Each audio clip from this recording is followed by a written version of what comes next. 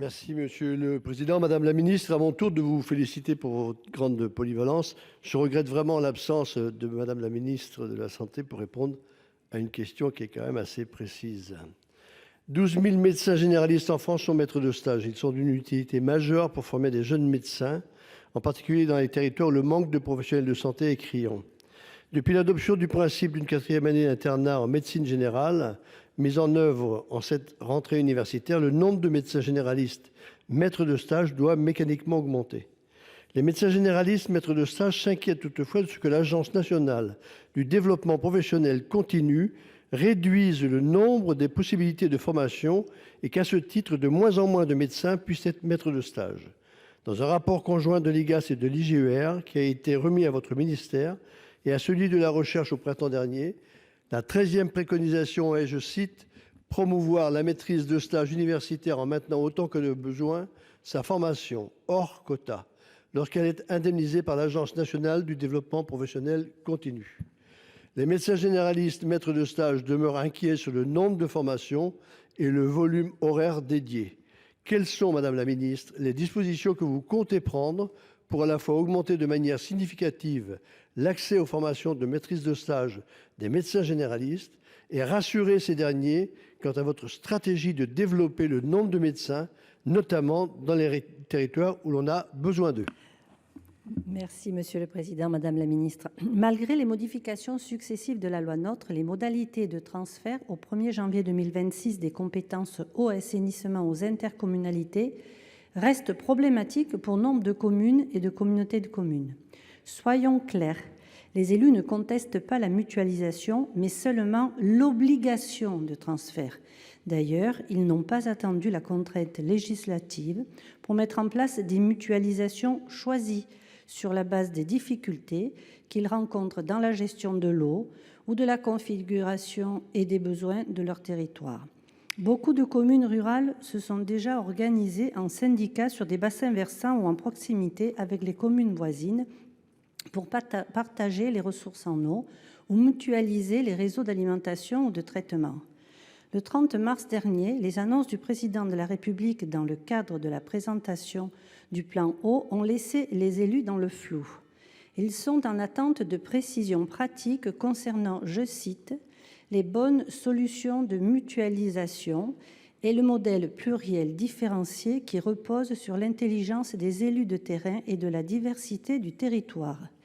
Il reste un peu moins de 30 mois avant janvier 2026. Madame la Ministre, j'aimerais donc que vous m'indiquiez sous quelle forme réglementaire ou législative et dans quel délai seront mises en place les nouvelles possibilités de différenciation et avec quelles modalités d'organisation. Est-ce que cela impliquera un retour à un transfert optionnel des compétences eau et assainissement aux intercommunalités? Monsieur le Président, Madame la Ministre, je voulais en effet, Madame la Ministre, attirer votre attention sur les difficultés de mise en œuvre de l'objectif de zéro artificialisation nette. Et ce malgré, et à cause aussi, il faut le dire, il faut l'admettre, que l'adoption justement de notre récente proposition de loi a aussi bouleversé les débats. En effet, plusieurs documents de planification d'aménagement du territoire, SCOT et PLUI notamment, sont d'ores et déjà en cours d'élaboration. Et pour certains, malheureusement, il y a un recours en tout cas au tribunal administratif. Un certain nombre de litiges entre l'État et nos collectivités pourraient être résolus tout simplement si les décrets d'application étaient pris, ou enfin pris, si j'ose dire. Je pense notamment à la fameuse garantie rurale indispensable pour assurer le minimum de développement que le secteur rural a tant besoin. Exemple, Madame la Ministre, les services de l'État, le en même temps. À Quirieu, ville de la Somme, un projet de 1,3 hectares. La version de la DTM, c'est 1 hectare par commune. Vous avez un autre projet dans une autre commune de moins 1 hectare. La version, c'est pour l'instant, il n'y a pas de décret, donc on ne peut rien faire. Vous voyez, au bout d'un moment, on ne peut pas raconter différentes histoires en fonction des projets et en fonction des opportunités. Il faut le dire, avec l'accumulation et la difficulté qu'on peut avoir pour maintenir des services publics, pour maintenir les commerces de proximité, sans rentrer dans la caricature, notamment dans le monde rural, où il y a des conflits caricaturaux entre les urbains et les ruraux, je pense qu'il est temps de l'apaisement. Et il faut des garanties de projets pour ces territoires. C'est la raison pour laquelle ma question est simple, Madame la Ministre. Quand allez-vous sortir les décrets? Et, excusez-moi de le dire, quand on prétend initier la planification écologique, encore faut-il le co-construire avec les élus locaux. Je vous remercie. Monsieur le Président, Madame la Ministre, je vais à mon tour revenir sur l'expérimentation Territoire zéro chômeur. La semaine dernière, le ministre Dussopt a soutenu que l'enveloppe consacrée à ce dispositif augmentait dans le cadre du projet de loi de finances. Certes, mais il manque toujours 20 millions pour boucler le budget de l'expérimentation qui, je le rappelle, a été voté à l'unanimité par le Parlement en 2020. Le ministre Dussopt a également évoqué une évaluation en cours, alors que la loi de 2020 prévoit qu'elle soit effectuée 12 mois avant la fin de l'expérimentation en 2026. De quelle évaluation parlez-vous? Souhaitez-vous changer les règles du jeu alors même que ce dispositif est en train de monter en puissance?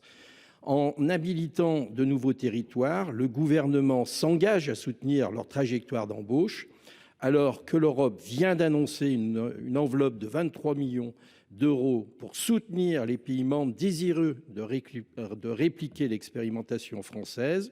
Comptez-vous revenir dans le cadre du PLF sur la somme allouée et permettre à cette expérimentation de se dérouler pleinement comme la loi le prévoit?